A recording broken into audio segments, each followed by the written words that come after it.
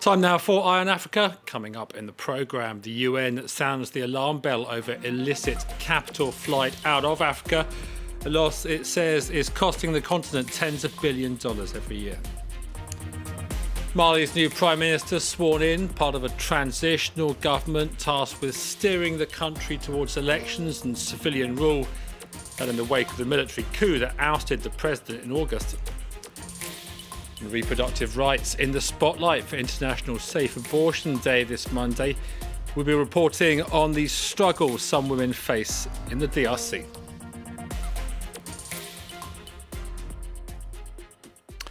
Thanks for joining us. $88.6 billion, or 3.7% of Africa's GDP, leaves the continent every year in illicit financial flows. That's the conclusion of a United Nations report released this Monday, which says clamping down on capital flight could halve the funding gap to achieve sustainable development goals for Africa. Well, I spoke to Junior Davis, senior economist at the UN Conference on Trade, and asked him what practices had been singled out in this report. Illicit financial flows are basically movements of money and assets across borders that are illegal in source, transfer or use. And these can include criminal activities such as corruption, smuggling, commercial practices such as trade under invoicing or misrepresenting trade shipments, and also tax practices that are very often abusive. So these activities don't just mean that countries lose vital financial resources that they need to invest to promote growth and to build productive capacities in their countries, but they also alter and negatively impact institutions, institutional quality and governance. Who's responsible? Well, in our report, we say there's a shared responsibility and it's a shared problem because, of course, many of the multinational firms that are mostly involved in those sectors which we've identified as being most prevalent in the generation of illicit financial flows. These are primarily the extractive sectors, looking at minerals and metals. It's mostly companies that are from more developed countries that are involved in that business. And of course, they have a responsibility and a role to play in the solution, but so do African countries themselves. They need to tighten up on their own tax regulations. They need to look more closely at the kinds of investment policies that they pursue, and they need to look more at the kind of tax treaty arrangements that they put in place. And the sums of money that you're mentioning are pretty huge, really. This is clearly costing Africa dearly. Yes, these are significant sums of money. I mean, we've estimated that in terms of illicit capital flight, something like $89 billion a year is being lost. Now, that would cover roughly half of what the continent requires simply to address what its sustainable development goal needs. And it would cover practically all of what the government, the continent needs to spend every year simply to address its infrastructure deficit. And what concretely can be done to stop these problems? We're talking obviously about a huge continent, a very diverse range of countries. What can be done? Well, we've come up with a 10-point plan of action because we try to make really practical policy recommendations. But to be succinct, I think there are at least 4 really tangible things that they can do. First, we need to see a strengthening of African engagement in international taxation reform. There has to be a stronger intergovernmental African position on many of the OECD and G20 international tax proposals that come out, and there needs to be more space for their engagement in multilateral discussions which are reviewing tax treaties and aiming for more taxation rights. The African governments will need support in intensifying the fight against corruption and money laundering, and in the report we talk about many initiatives that have been undertaken by the continent itself in trying to do this.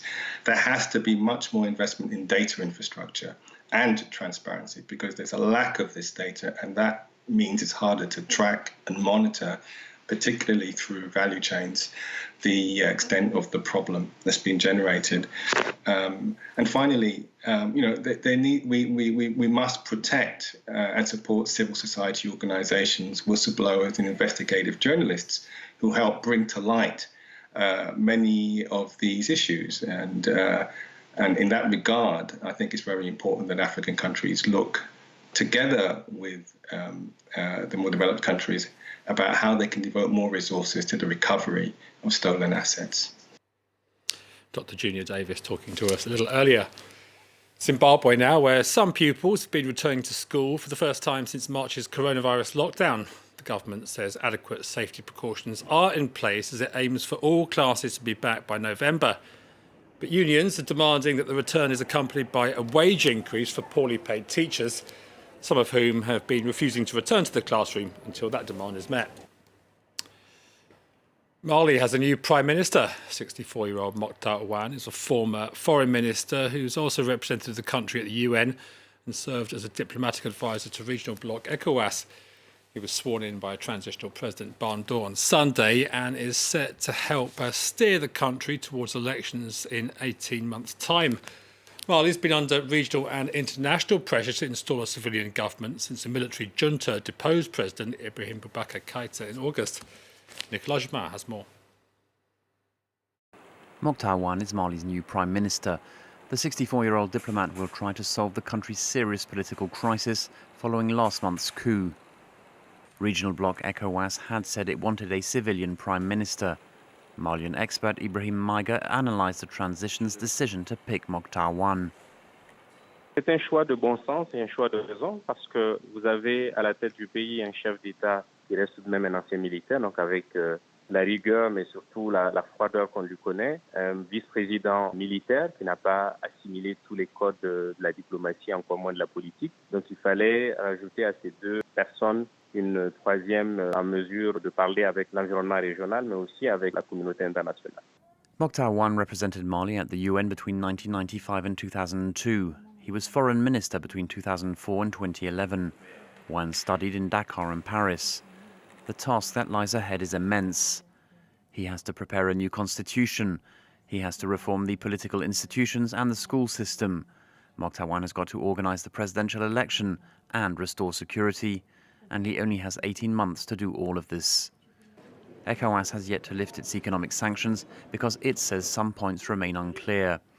Above all, it does not want the vice president, Colonel Assimi Goïta, the former head of the junta, to be allowed to replace the president if he ever has to leave office. This Monday is International Safe Abortion Day, a chance to mark the struggle for reproductive rights, which are sometimes limited on the African continent. The Democratic Republic of Congo is a concern for activists who say laws are unclear and sometimes contradictory. They also point to the lack of infrastructure, which leaves some women with no choice but to risk their lives, getting their pregnancies terminated. Our team in Kinshasa has more. This young woman, who asked for her real name not to be used, became pregnant a year ago. Unable to keep the child, she decided to end her pregnancy. If I told my parents at home I was pregnant, it would have gotten me into trouble. That's why I wanted to do it discreetly. I went to see a neighbor who gave me some medicine. But then I had complications. When I wanted to pee, my urine smelled very bad. Marie suffered a major infection and went to the hospital where she received immediate treatment. She's now healthy but not yet fully recovered from the trauma. Like her, an estimated 400 women have unsafe abortions every day in Kinshasa. This organisation, Afia Mama, has been trying to help. Why did you come to see us? I have a problem. I'm pregnant and I need to end the pregnancy. Afia Mama provides psychological, medical and, most important, legal support.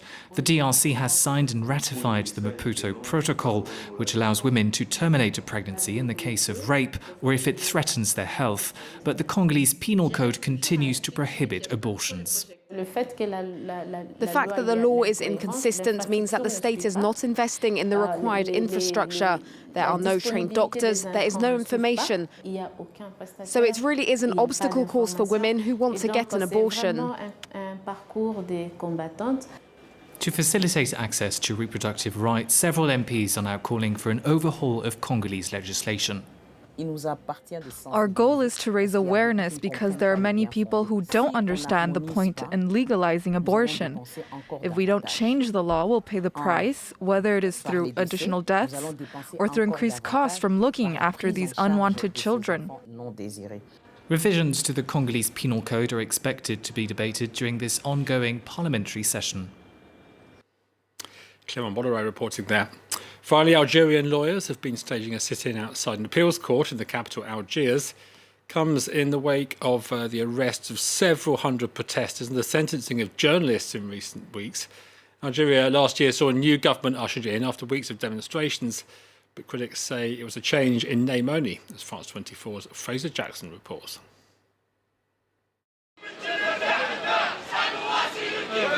Demanding an independent justice system and the right to a fair trial, dozens of lawyers line the steps of an Algiers appeal court. After last year's Hirak protest movement dethroned former President Abdelaziz Bouteflika, the government promised reforms.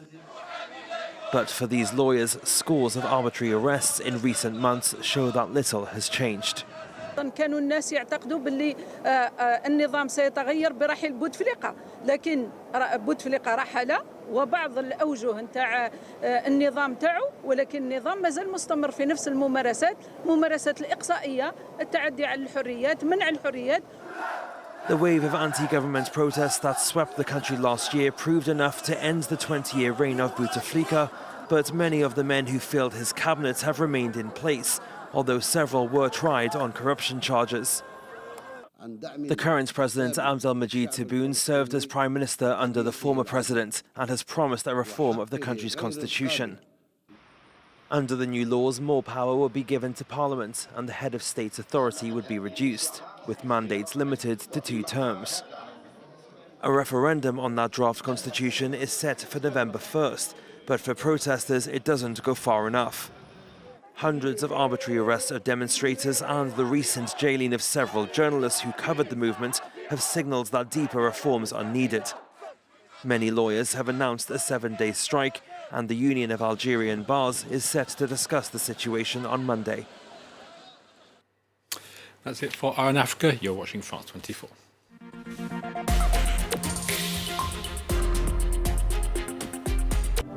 Fake news. Noun. False stories that appear to be news, spread on the internet or using other media. At France 24, our job is to provide you with information that's been verified. We check sources, we check facts, we sort what is true from what is fake. At the France 24 Observers, we verify photos and videos circulating online. If they're fake, we let you know and tell you how we spotted them. In Fact or Fake, we dig into viral stories around Europe to shake out the truth from the trash. Every day, the Info Migrants team scours social networks to fight fake news about the reality of migration. France 24, news based on facts. Liberté, égalité, actualité.